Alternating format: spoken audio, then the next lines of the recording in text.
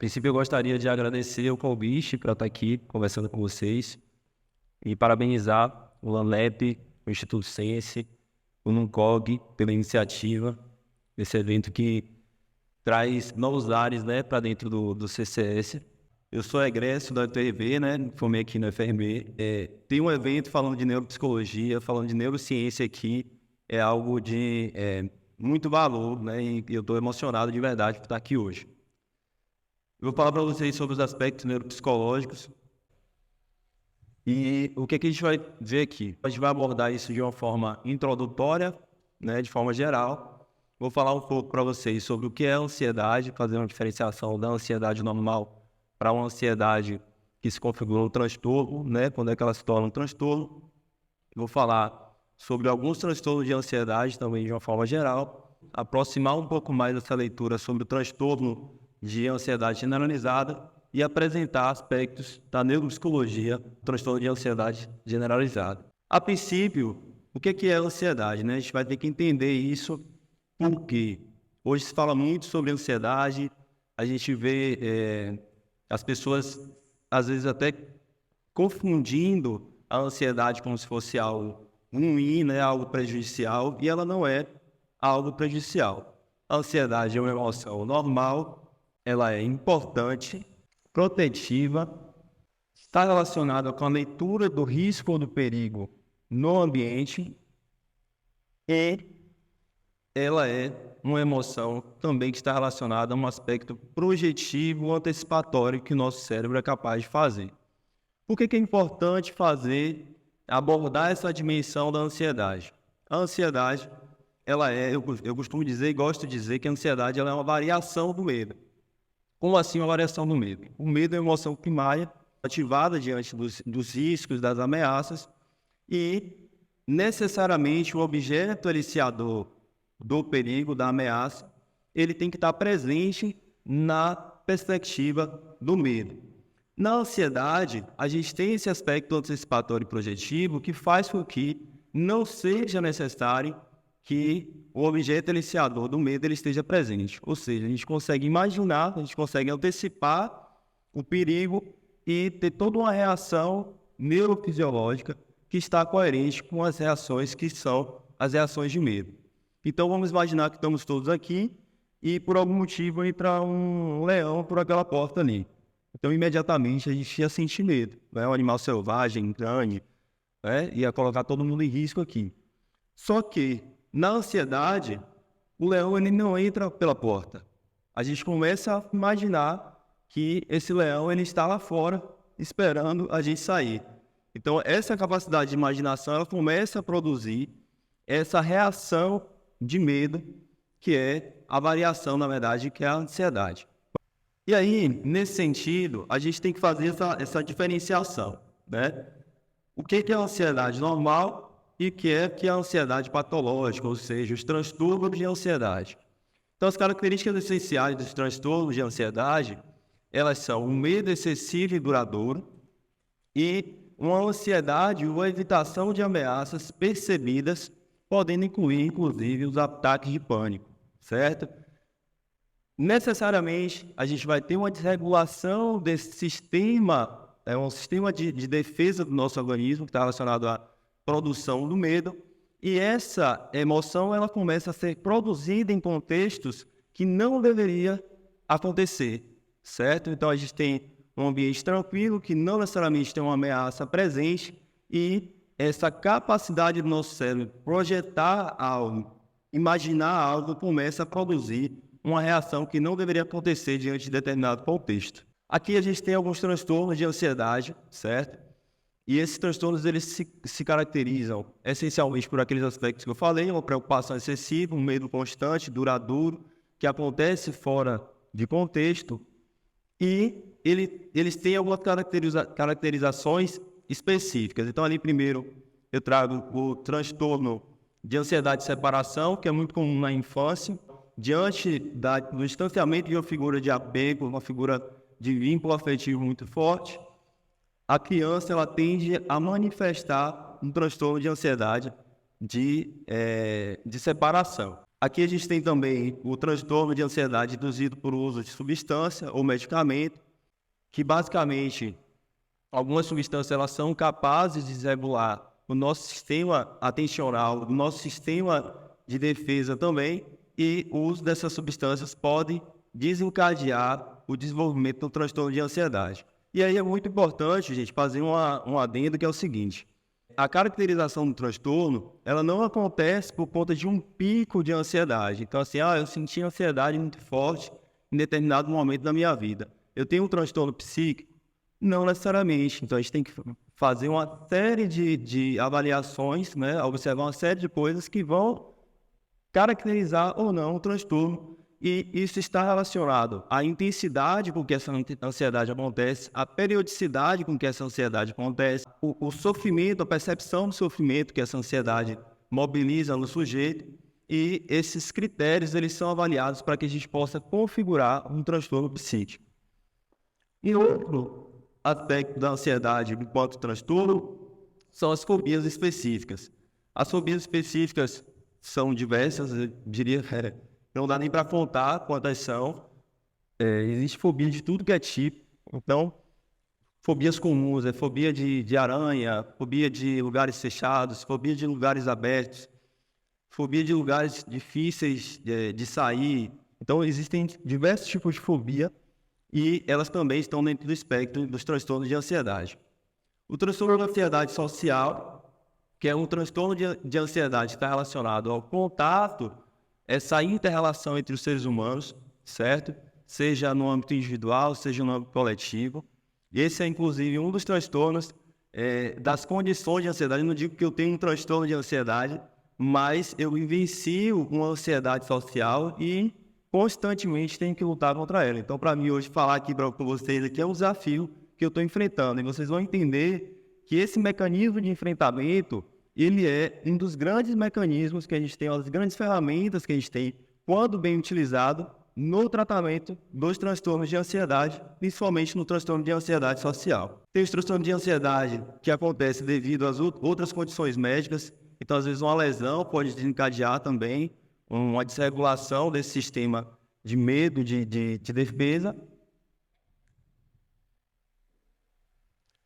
A gente tem o transtorno de pânico, que basicamente se caracteriza por um medo injustificado, ao menos de forma racional, e que acontece de forma inesperada em indivíduos que sofrem com uma intensidade muito forte, de um pico de ansiedade, e muitas vezes leva a sensações que a pessoa vai morrer, que vai faltar o ar. Então, são características que mobilizam esse indivíduo diante de um episódio, o medo de um próximo episódio acontecer, e esse medo acaba sendo constante, fazendo com que o indivíduo ele sofra com um transtorno de pânico. A agorafobia, que tem a ver com aquilo que eu já falei, que é o medo de estar em multidões ou lugares que são difíceis de sair, difíceis de evacuar. Traumas de estudos relacionados ao estresse. Então, aqui, nesse espectro aqui, a gente tem o transtorno de estresse pós-traumático. Os transtornos obsessivos compulsivos, que não são necessariamente um transtorno de ansiedade, mas pela sua característica muito forte na mobilização da ansiedade, a gente consegue colocar esses transtornos, encaixar esse transtorno dentro desse espectro. E o transtorno de ansiedade generalizada, que talvez seja o mais comum entre os transtornos de ansiedade, e a gente vai falar um pouco mais sobre ele aqui. Basicamente, o transtorno de ansiedade generalizada o indivíduo ele vivencia a ansiedade com um plano de fundo constante na sua vida, certo? E essa ansiedade ela está além do normal, além do nível normal, então não está no nível subclínico, não é um traço, certo? Então a gente tem que fazer essa diferenciação, inclusive quando a gente está na clínica psicológica, entender que existem pessoas que têm um traço que mobiliza um pouco mais de ansiedade, mas a gente tem que diferenciar isso de uma condição de um transtorno.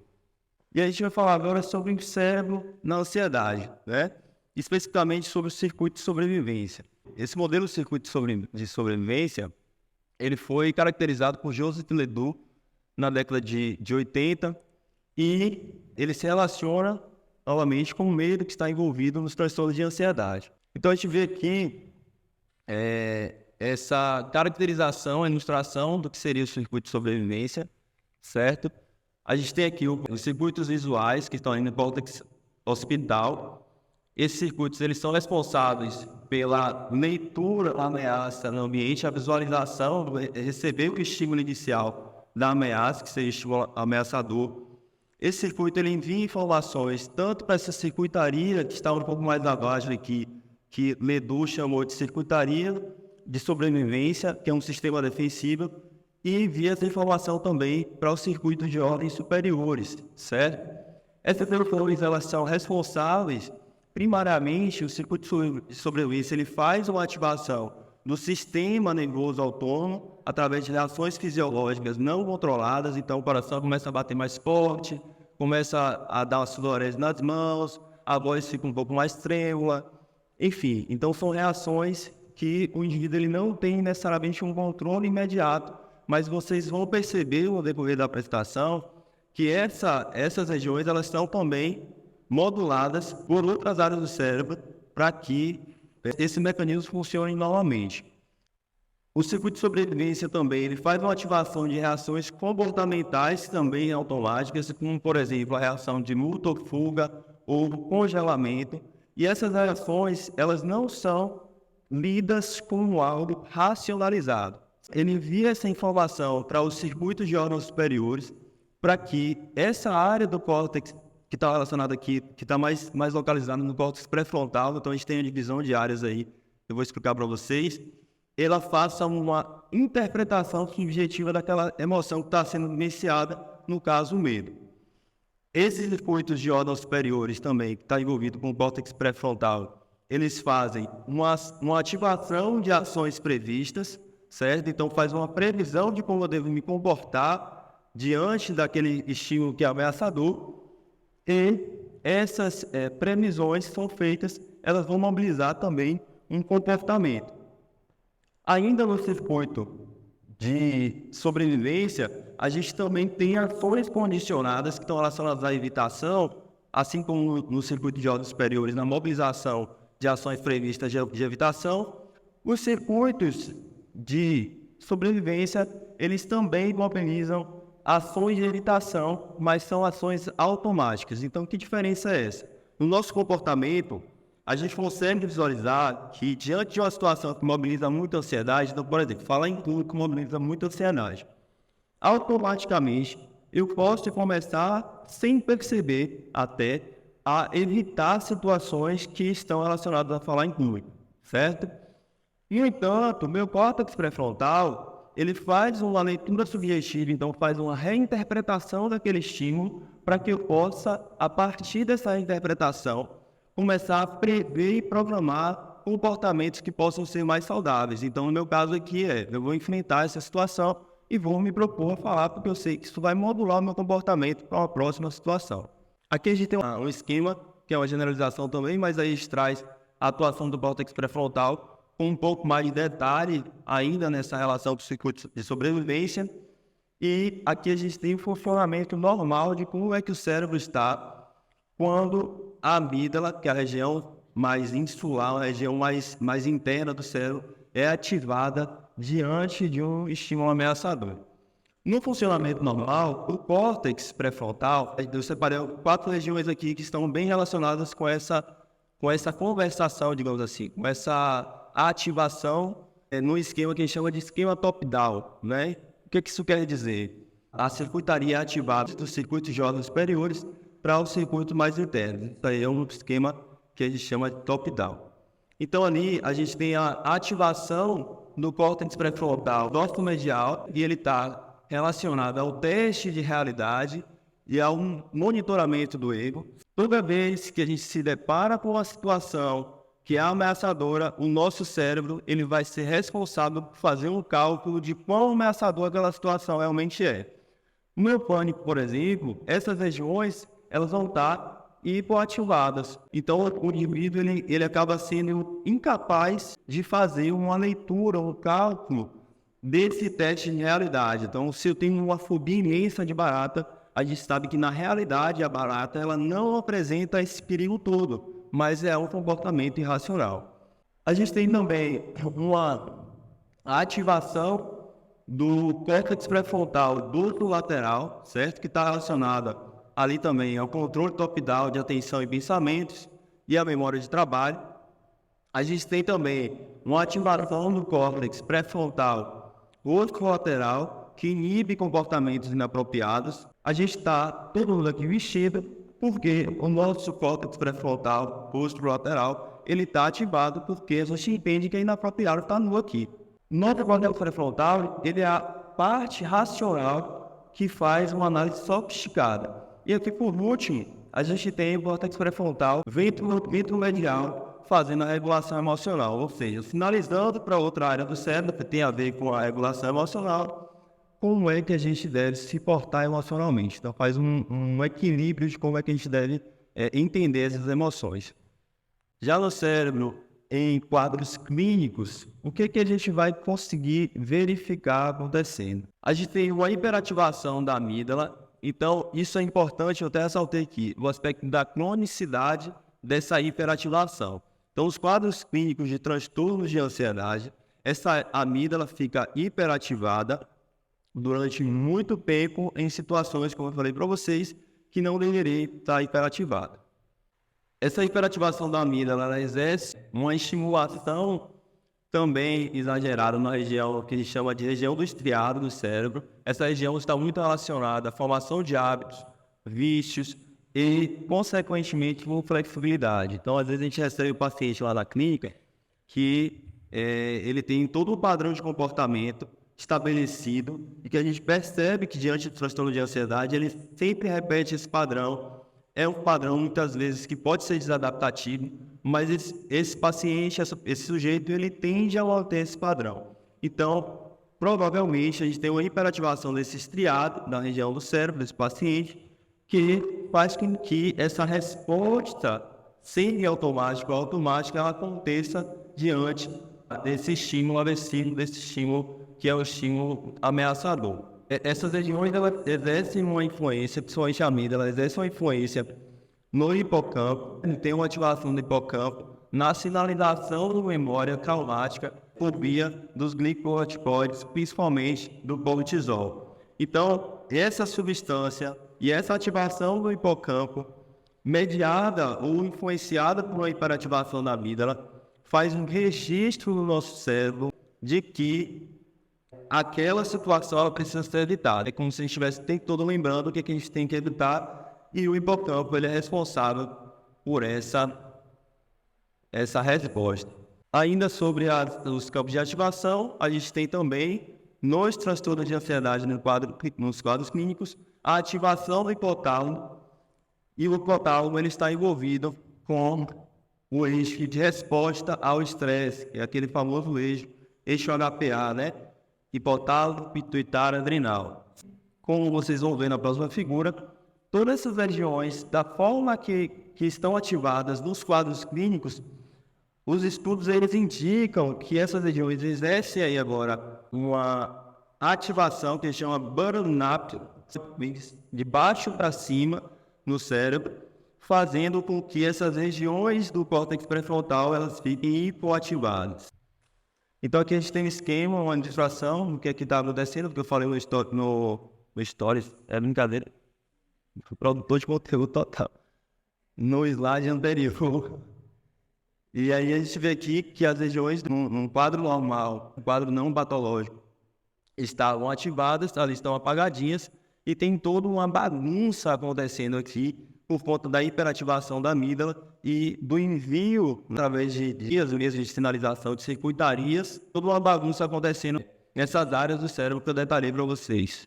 Outras regiões também estão associadas com o transtorno de ansiedade generalizada. Então, a gente tem alguns estudos que corroboram com a perspectiva de que no transtorno de ansiedade generalizada e também no transtorno de pânico, eles estão associados à hiperatividade da amígdala, como falei, mas também do córtex cingulado anterior e do córtex orbitofrontal.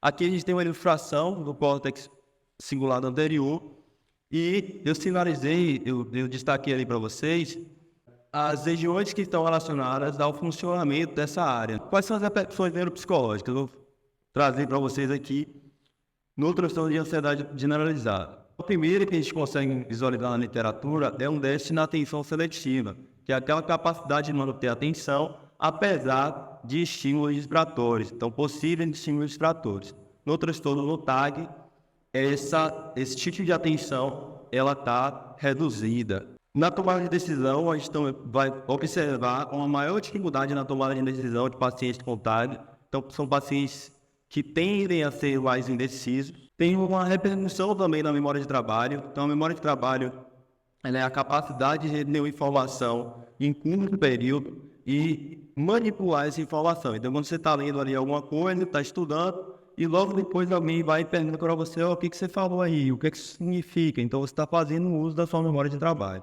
Além disso, uma das principais repercussões que a gente consegue observar nos transtornos de ansiedade generalizada são as repercussões na cognição social, que é uma das funções executivas que a gente tem no nosso funcionamento. E no transtorno de ansiedade, primeiro, assim, o que seria essa cognição social? É a capacidade de considerar o estado mental de uma outra pessoa, os pensamentos, os desejos, as intenções, ou a sua própria experiência a partir da observação. A gente vai ter uma mitificação e identificação de emoções de valência positiva ou negativa. Então, o sujeito com TAG, ele tende a ser um pouco mais lento na identificação dessas emoções. No entanto, esses indivíduos, eles tendem a ter uma maior assertividade na percepção de sinais sociais negativos. Isso pode estar muito relacionado com esse hiperalerta que o indivíduo fica sobre leitura de perigo e de risco no ambiente. Então, se eu estou muito alerta, focado muito em risco e perigo, eu vou conseguir identificar isso com maior assertividade. No entanto, a gente vê uma menor assertividade na percepção dos estados mentais relaxados. Como é que isso é feito e como é que isso é observado?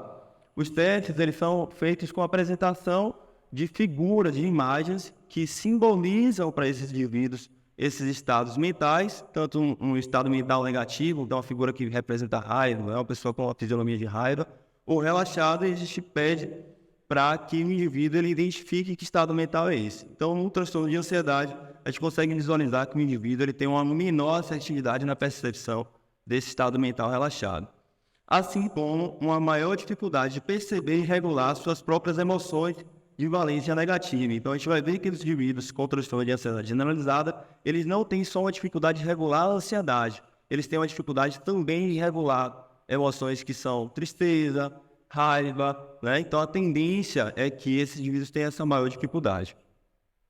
Aqui a gente tem as referências bibliográficas e queria agradecer a vocês pela atenção.